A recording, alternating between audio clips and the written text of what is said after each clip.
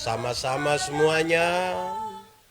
Tuhan itu pengasih dan penyayang, panjang sabar, kasih setianya besar. Tuhan itu baik pada semua orang, penuh rahmat pada semua ciptaannya. Mari silakan duduk semuanya. Mari kita akan berdoa untuk merenungkan firman Tuhan. Mari kita berdoa. Kami mohon kepadamu Tuhan Allah, kuasailah kami dengan Roh Kudus-Mu, supaya waktu di mana kami pakai untuk membaca dan mendengarkan serta merenungkan firman Tuhan, sungguh-sungguh kami dimampukan oleh kekuatan Roh Kudus-Mu, dimampukan untuk mengerti firman dan dimampukan untuk menjadi pelaku-pelaku firman-Mu. Kami mohon Tuhan menjauhkan semua penggoda pencobaan. Biar dalam damai sejahtera-Mu kami belajar firman Tuhan. Kami rindu pada firman-Mu. Berfirmanlah bagi kami Tuhan. Dalam nama Yesus, firman yang hidup itu kami berdoa. Amin. Saudara-saudara, di kesempatan hari ini, tema yang ditetapkan oleh Majelis Sinode adalah dipanggil dalam kebersamaan untuk melayani. Dipanggil dalam kebersamaan untuk melayani. Pembacaannya terambil dari Injil Yohanes pasal 1 ayat 35 sampai ayat yang ke-51. Injil Yohanes pasal 1 ayat 35 sampai ayat yang ke-51, firman Tuhan berkata demikian. Murid-murid Yesus yang pertama. Pada keesokan harinya Yohanes berdiri di situ pula dengan 2 orang muridnya. Dan ketika ia melihat Yesus lewat, ia berkata, "Lihatlah anak domba Allah." Kedua murid itu mendengar apa yang dikatakannya itu, lalu mereka pergi mengikuti Yesus. Tetapi Yesus menoleh ke belakang, ia melihat bahwa mereka mengikuti dia, lalu berkata kepada mereka, "Apakah yang kamu cari?" Kata mereka kepadanya, "Rabi," artinya guru, "di manakah engkau tinggal?" Ia berkata kepada mereka, "Marilah dan kamu akan melihatnya." Mereka pun datang dan melihat di mana ia tinggal. Dan hari itu mereka tinggal bersama-sama dengan dia. Waktu itu kira-kira pukul 4.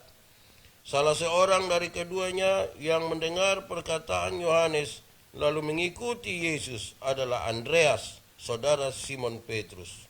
Andreas mula-mula bertemu dengan Simon saudaranya, dan ia berkata kepadanya, "Kami telah menemukan Mesias," artinya Kristus. Ia membawanya kepada Yesus. Yesus memandang dia dan berkata, "Engkau Simon, anak Yohanes, engkau akan dinamakan Kefas," artinya Petrus. Pada keesokan harinya, Yesus memutuskan untuk berangkat ke Galilea. Ia bertemu dengan Filipus dan berkata kepadanya, "Ikutlah aku." Filipus itu berasal dari Betsaida, kota Andreas dan Petrus. Filipus bertemu dengan Nathanael dan berkata kepadanya, "Kami telah menemukan dia yang disebut oleh Musa dalam kitab Taurat dan oleh para nabi, yaitu Yesus anak Yusuf dari Nazaret." Kata Nathanael kepadanya, "Mungkinkah sesuatu yang baik datang dari Nazaret?" Kata Filipus kepadanya, "Mari dan lihatlah." Yesus melihat Nathanael datang kepadanya, lalu berkata tentang dia, "Lihat, inilah seorang Israel sejati. Tidak ada kepalsuan di dalamnya." Kata Nathanael kepadanya, "Bagaimana engkau mengenal aku?"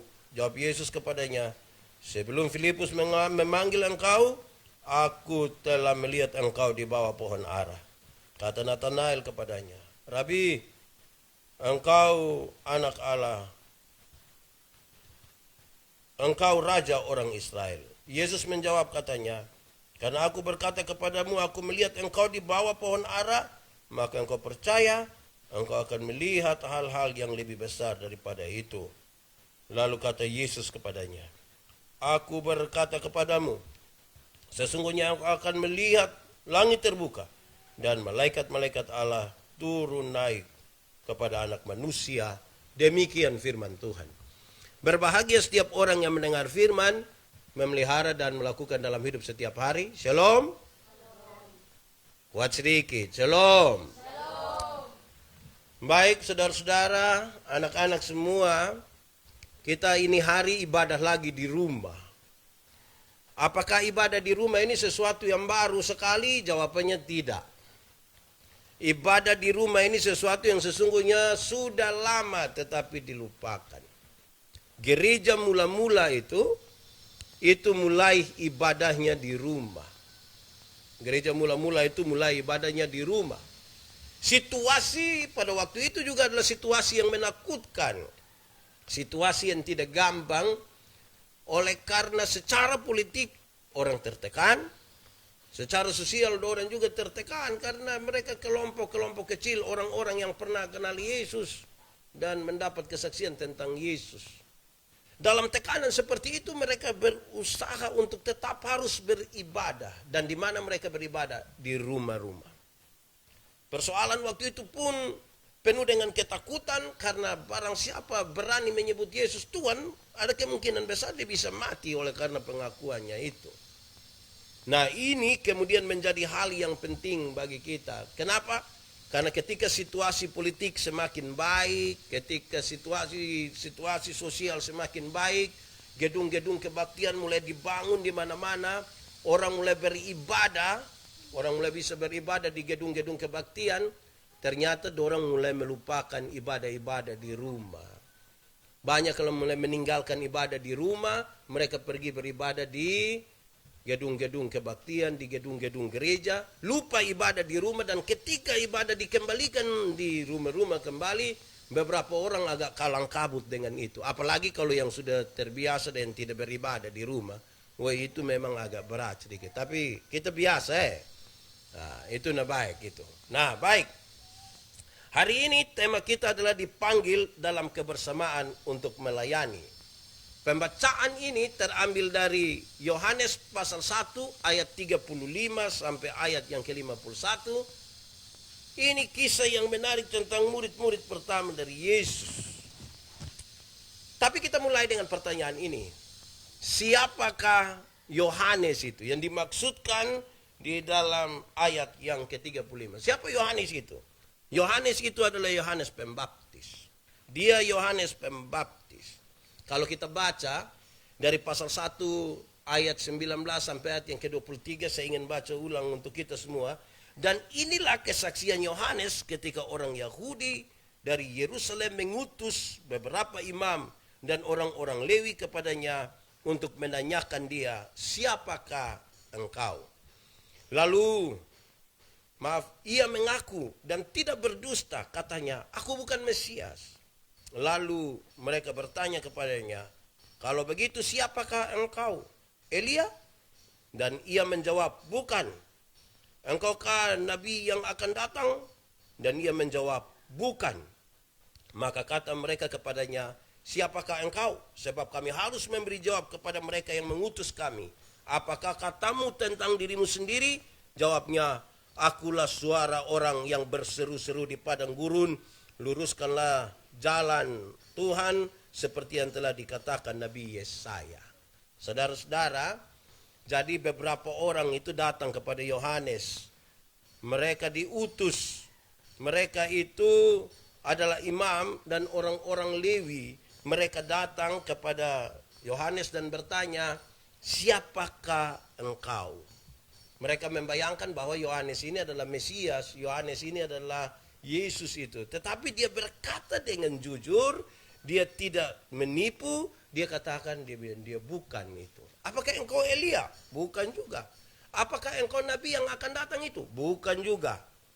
Lalu kalau begitu siapakah engkau? Supaya kami bisa sampaikan kepada orang-orang yang mengutus kami. Dia bilang, akulah suara orang yang berseru-seru di padang gurun itu. Di padang belantara itu. Di padang gurun itu. luruskanlah jalan untuk Tuhan. Jadi dia tidak menyebutkan dirinya Mesias. Saya kira itu yang paling pertama. Nah, mari kita lihat secara cepat dulu kronologi dari teks ini. Dari pembacaan menurut Yohanes pasal 1 ayat 35 sampai ayat yang ke-51. Yohanes berdiri di situ bersama dengan dua orang muridnya. Salah satunya adalah Andreas. Ketika melihat Yesus lewat, Yohanes bilang kepada mereka, lihatlah anak domba Allah. Andreas mula-mula bertemu dengan Simon Petrus. Setelah mereka tahu bahwa ini anak domba Allah, mereka mengikut Yesus. Setelah mereka pergi mengikut Yesus, Yesus balik dan bertanya, kamu mau apa? Hei guru, di manakah engkau tinggal? Yesus ajak mereka sama-sama. Setelah berjumpa dengan Yesus, pasti mereka berbicara sesuatu di situ. Lantas dari apa yang mereka ketahui itu, Andreas kemudian bertemu dengan Simon, saudaranya. Ia berkata kepadanya, kami telah menemukan Mesias atau Kristus. Tuhan Yesus kemudian bertemu dengan Filipus dan berkata kepadanya, ikutlah aku. Setelah Filipus bertemu dengan Yesus, dia pergi bertemu dengan Nathanael atau Bartolomeus. Dia berkata kepadanya, kami telah menemukan dia yang disebut oleh Musa dalam kitab Taurat dan oleh para nabi, yaitu Yesus anak Yusuf dan Maria dari Nazaret. Rupa-rupanya ketika dia menyebut Yesus ini anak Maria dan Yusuf dari Nazaret, itu membuat Nathanael ini agak sedikit berpikir. Kenapa dia berpikir? Karena Nathanael kemudian lanjutkan bilang begini, mungkinkah sesuatu yang baik itu muncul dari Nazaret? Mungkinkah sesuatu yang baik itu yang dikatakan oleh para nabi itu datang dari Nazaret? Lalu Filipus bilang begini, mari dan lihatlah. Yesus melihat Nathanael datang kepadanya, lalu Yesus berkata tentang dia, lihatlah, ini seorang Israel sejati, tidak ada kepalsuan di dalamnya. Kata Nathanael kepadanya, bagaimana engkau mengenal aku? Jawab Yesus kepadanya. Yesus berkata bahwa sebelum Filipus memanggil engkau, aku telah melihat engkau di bawah pohon ara. Kata Nathanael kepadanya, Rabi, engkau anak Allah, engkau raja orang Israel. Jadi kira-kira kronologinya begitu.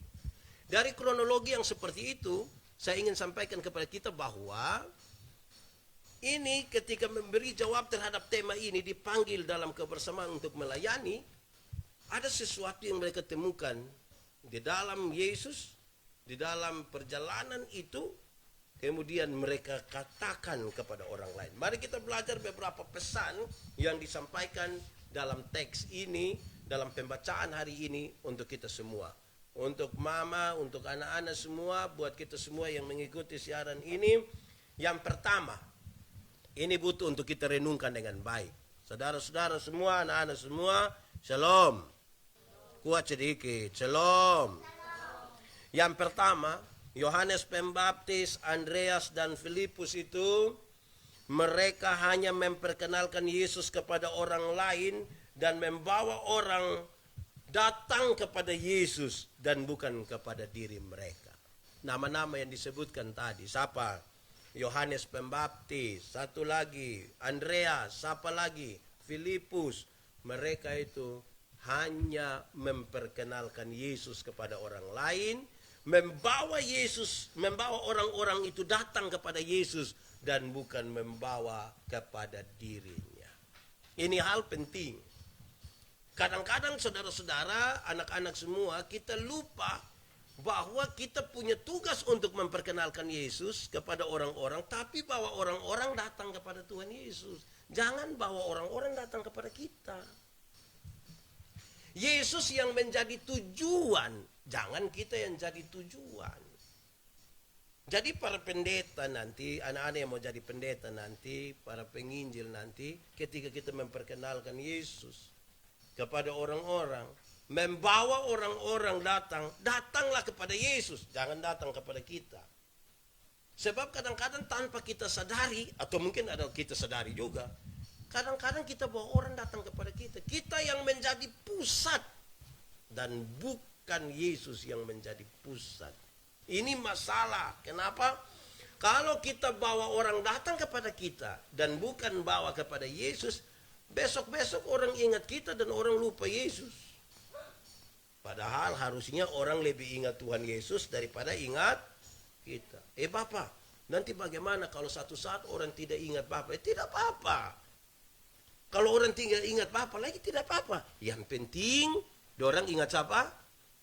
Tuhan Yesus. Jangan sampai dong ingat Bapak, tapi dong lupa Tuhan Yesus. Jadi kalau kamu nanti besok-besok pergi dan memberitakan tentang Yesus kepada orang lain, beritakanlah begitu rupa, ajak orang begitu rupa untuk berjumpa dengan Yesus, lebih kenal Yesus, dan mereka akan ingat Yesus dalam hidup. Jangan kita yang jadi pusat, tapi biar Tuhan Yesus menjadi pusat. Itu yang pertama.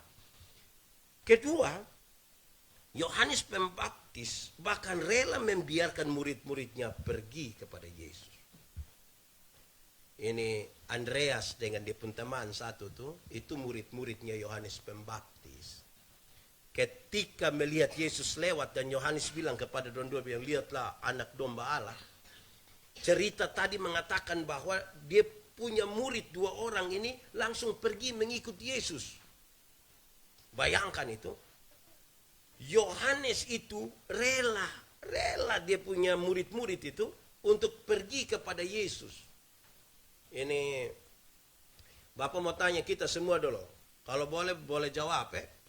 Kalau misalnya ada kita pun teman datang ke kita begitu, dia datang terus begitu. Tiba-tiba dia lebih memilih orang lain. Rasakan mana? Rasa senang, kosun senang. Senang kok tidak senang? Tidak senang. Itu kira-kira omong baik sendiri aku tidak?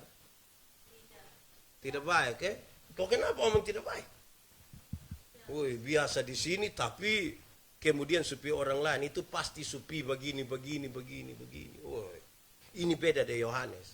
Ini orang don tiap hari dan dia.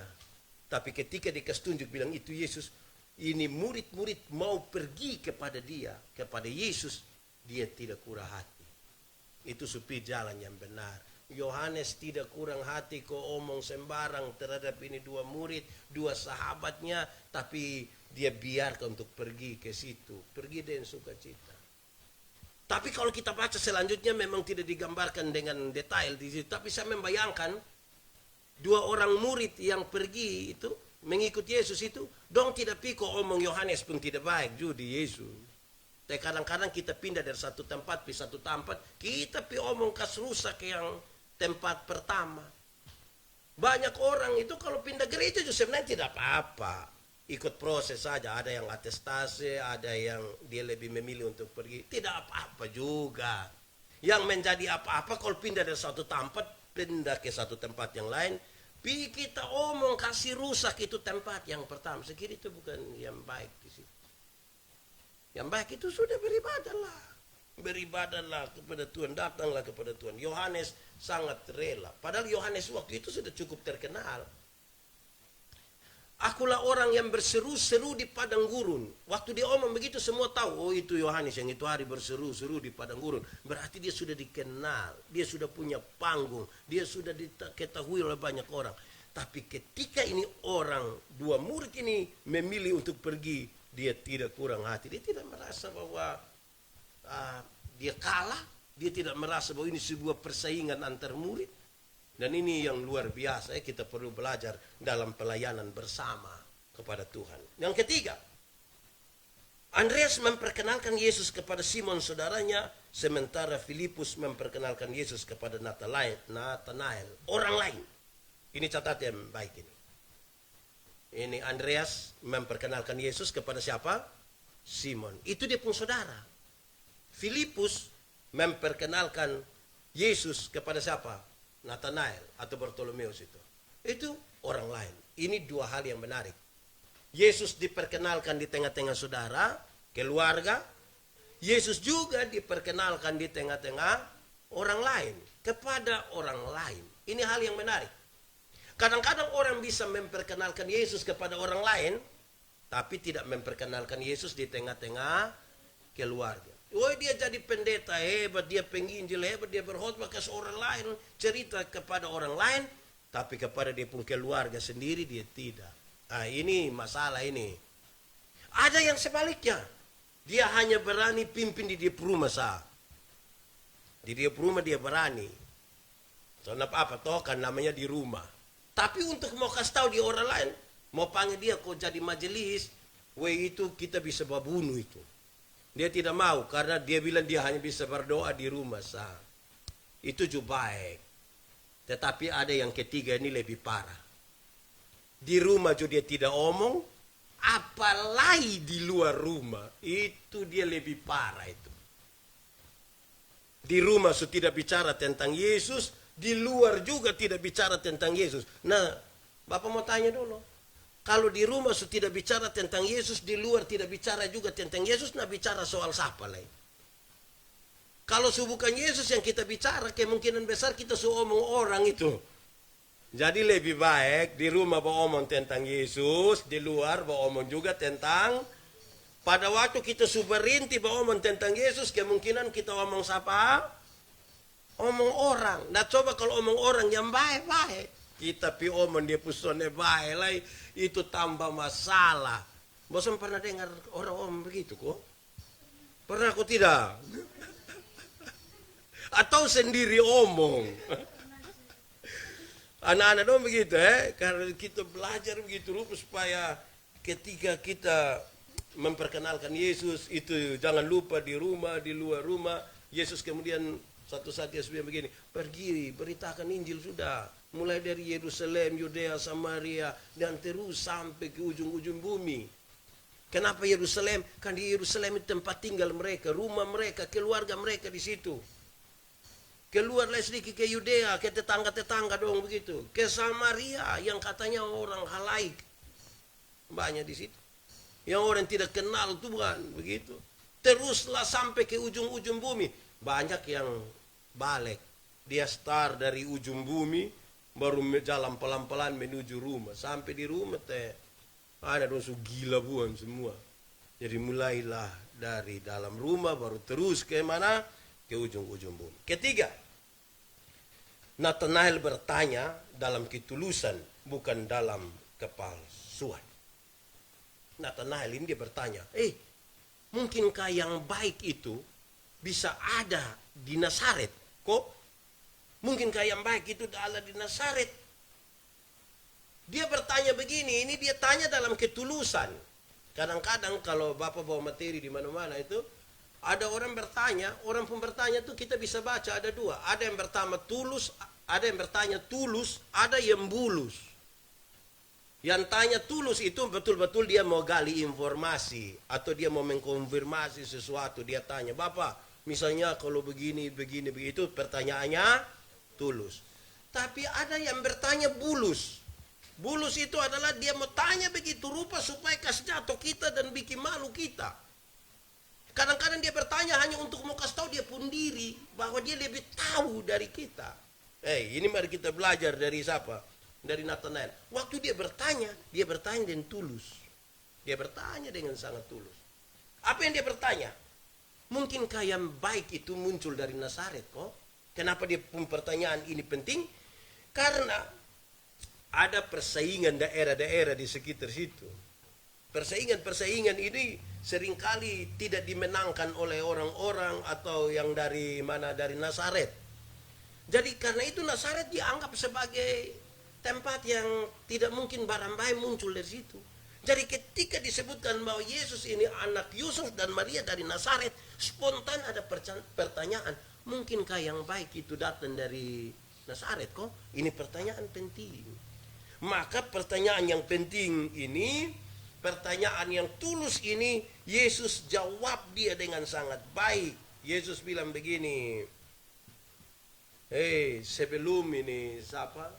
Filipus memanggil engkau. Dan dia bilang, bagaimana engkau bisa mengenal aku? Sebelum Filipus memanggil engkau, aku sudah melihat engkau di bawah pohon ara. Aku sudah melihat engkau di bawah pohon ara. Ini penting sekali. Kenapa? Kalau kita omong pohon ara di sini, ya kita tidak tahu Di sini ada yang pernah lihat pohon ara kok? ini Gian su pernah lihat pohon ara. Bapak sun pernah lihat juga. Jadi kalau kita tanya pohon ara dalam konteks itu kita tidak tahu. Tapi kalau kita bicara pohon ara dalam konteks Dorang di Palestina, don't tahu persis. Kenapa? Pohon ara itu pohon yang rindang, yang lebat dia punya daun. Orang biasa istirahat di situ. Dan tidak asing lagi, ada banyak sekali orang-orang di situ yang semacam bersimedi di situ. Mereka mau menenangkan diri dan merenungkan banyak hal di situ. Nah, Yesus membaca pikiran dan perasaan daripada siapa? Dari Nathanael. Ketika Nathanael ada di bawah pohon ara, pasti dia lagi berpikir tentang sesuatu, dan sekarang Yesus memberi jawab terhadap apa yang dia pikirkan. Tuhan Yesus itu Tuhan yang luar biasa. Kenapa? Karena dia membaca sampai apa yang dipikirkan dan dirasa oleh orang-orang. Manusia ini mungkin hanya akan melihat atau mendengar sesuatu. Tetapi Yesus lihat sampai dalam hati, sampai dalam kita pemikiran. Jadi yang sekarang ini kita ada pikir baik atau tidak baik, Tuhan Yesus ada tahu ini. Yang sekarang ini kita ada rasa baik atau tidak baik, Tuhan Yesus ada tahu. Kalau manusia, kita bisa tipu. Kita bisa omong yang baik, kita bisa kasih muka yang agak baik, itu di manusia. Tapi Tuhan Yesus lihat sering kita. Yesus memanggil ini orang untuk ikut orang itu. Yesus lihat bukan dari muka saja. Tadi kita pun lagu pertama bilang, bukan karena kebaikanmu, bukan karena fasih lidahmu. Yesus tahu apa yang di dalam hati. Nah, mari kita lihat pesan yang berikut. Sesuai dengan tema ini, Tuhan Yesus tidak melihat pada kenyataan manusia, tetapi Yesus melihat pada kemungkinan pada diri manusia yang bisa berubah dan menjadi baik, bisa berubah dan mau seperti apa yang Tuhan Yesus mau. Jadi manusia itu mungkin hanya melihat sesuatu yang di luar saja, kenyataannya saja, tetapi Yesus melihat kemungkinan lain. Kadang-kadang kita mau belajar sesuatu tuh kita tidak bisa. Kita rasa tidak bisa karena saya setiap hari begini. Tapi Tuhan Yesus bilang tidak. Kamu bisa. Karena Yesus melihat sesuatu dari kemungkinan lain. Melihat sampai ke dalam jiwa kita. Ke dalam hati kita. Dia lebih kenal kita bahkan daripada kita mengenal diri kita sendiri. Nah, dengan demikian, untuk memanggil orang-orang datang kepada Tuhan Yesus, dipanggil dalam kebersamaan untuk melayani Yesus, sebenarnya siapapun bisa. Mau dari latar belakang apapun bisa. Semua bisa datang. Orang-orang yang melayani Tuhan Yesus itu melayani Tuhan dengan ini segala macam pelayanan ini, dia dari latar belakang apa saja bisa. Murid-murid Yesus itu ada yang nelayan, ada yang politisi. Simon orang Selot itu politisi. Dia anggota partai politik dari kaum Selot. Ini ada yang pemungut cukai. Matius itu pemungut cukai. Jadi latar belakang seperti apapun bisa untuk datang melayani Tuhan. Pasti disesuaikan dengan semua karunia, talenta. Tuhan kalau suruh kita melayani itu dia sudah tahu dia mau taruh apa di kita. Dia pun soal kalau kita tidak lihat kita pun diri apa yang Tuhan taruh di kita untuk kita pergi melayani, kita lebih banyak lihat orang lain. Biasanya orang kalau tidak lihat dia pun diri itu lebih banyak dia lihat orang lain. Dia tidak lihat dia pun diri dia bisa menyanyi. Kalau tidak dia hanya nilai orang lain pun menyanyi. Jadi kalau kita tanya, weh tadi dong menyanyi baik kosone, dong bilang iya. So bagus macam yang terlalu bikin-bikin dia pumulu. Itu satu bagaya memati. Tadi dong menyanyi baik atau tidak? Baik Bapak, dong menyanyi supaya Bapak hanya nanti pas acara rame sabar dong menyanyi Bapak. Kalau pas gereja yang tidak ada orang, yang tidak ada pembesar yang bukan hari raya dong tidak menyanyi. Tapi kalau yang hari raya kok orang banyak, yang pejabat ada, pemimpin gereja ada, wih itu solo judia, duet judia, paduan suara judia, lama-lama dia semua. Nah ini yang bahaya ini, supaya kita tahu kalau mau melayani seperti apa. Yang paling terakhir, pesan untuk kita semua adalah, karena ini mau dipanggil semua orang, jadi orang yang ketemu dengan Yesus itu, dia pergi dan memberitakan kepada orang lain, maka kita punya tanggung jawab juga. Kalau kita hari ini dengar tentang Yesus, kalau kita ikuti ini urutan perayaan gereja ini, kita berlewat Natal toh. Natal kita berjumpa dengan Yesus, masuk tahun baru. Nah, setelah kita ada di minggu-minggu sekarang ini, dalam situasi seperti hari ini, ketika kita sudah berjumpa dengan Yesus, Natal itu, baik Natal itu, sekarang kita siap kok tidak untuk pergi dan katakan kepada orang lain? Berani kok tidak omong tentang Tuhan Yesus kepada orang lain? Berani kok tidak? Berani kok? Kakak Dona dong berani kok tidak? Gian? Om Simon? Berani Nah, ini Jonathan berani kok? Woi, hanya goyang kepala. Tapi itu mesti berani, karena jangan takut, Tuhan akan memampukan kita. Kenapa jiwa-jiwa penting? Bapak ingin sampaikan kepada kita semua. Tuhan datang, Tuhan tidak tanya berapa banyak gereja kita bangun. Tapi Tuhan tanya apa? Berapa apa? Berapa jiwa yang kita bawa datang kepada Tuhan. Amin kok? Semua pikir dulu sedikit, so ada berapa jiwa yang kita bawa datang di Tuhan. Tolong renungkan dulu, kita pikir berapa jiwa bawa datang di Tuhan. Bapak ingin akhiri khotbah ini dengan satu kisah. Ini sudah kisah lama, semua sudah tahu, tapi Bapak mau ulang saja. Tuhan Yesus pergi ke Gerasa, hanya bertemu dengan satu orang yang kerasukan legion, roh jahat. Legion itu kira-kira roh jahat ada 6.000. 6.000 banyak ke sedikit, roh jahat 6.000, banyak ke sedikit. Banyak. Kita pun kawan yang roh jahat hanya satu saja, dia pun otak kita pusing. Ini 6.000. Alkitab bilang ini orang terlalu jahat sampai pukul dia pun diri dengan batu, orang lain juga mungkin dia lempar. Dia tinggal di kuburan. Lihat orang yang jahat begini, ini bisa saja kita bilang manusia yang model begitu lebih baik apa? Mati saja. Tapi Yesus tidak. Yesus pergi kepadanya. Waktu Yesus sampai, ini orang yang kerasukan roh jahat ini bilang begini, "Hei Yesus anak Allah, apa urusanmu dengan kami?" Rupa-rupanya roh jahat juga kenal nama Yesus. Jadi kalau kita baru kenal nama Yesus, kita belum terlalu hebat. Roh jahat saya kenal itu nama. Injil Markus mencatat di daerah itu ada orang piara babi sebanyak berapa kira-kira Gian? Ada 2.000 ekor babi. Berapa ribu?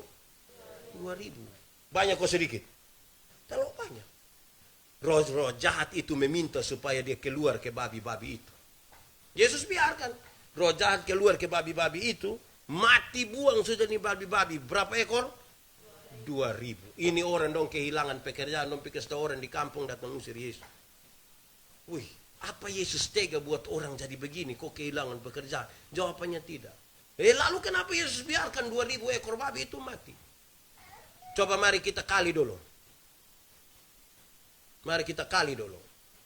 Mari kita kali sekarang. Kalau babi 1 ekor 2 juta. Babi 1 ekor 2 juta. Kalau 2.000 berapa? 2.000 kali 2 juta berapa? 4 miliar. 4 miliar rupiah harga satu orang gila waktu itu. Wih, cukup banyak 4 M ini untuk satu orang gila ini.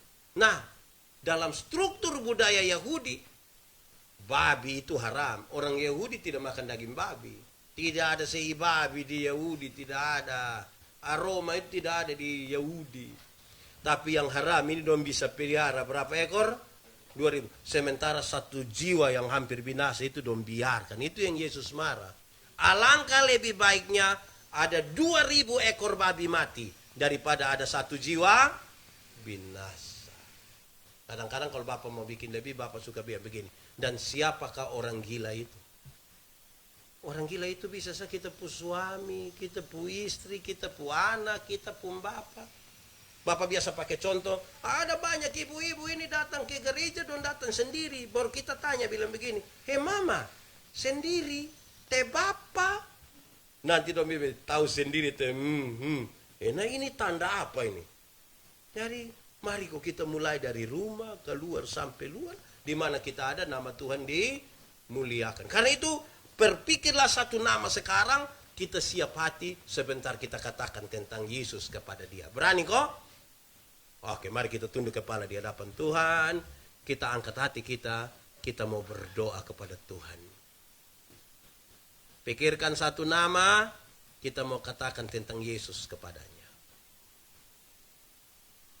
Firman Tuhan berkata, kalau kamu dengar suaranya jangan keraskan hatimu. Minta Roh Kudus lembutkan setiap hati yang keras. Biarkan Roh Kudus yang merubah kalau kita menyampaikan sesuatu kepada orang lain. Biarkan Roh Kudus membawa orang datang kepada Tuhan, bukan kepada kita, bukan kepada gereja kita. Bapa di surga, terima kasih untuk firman hari ini.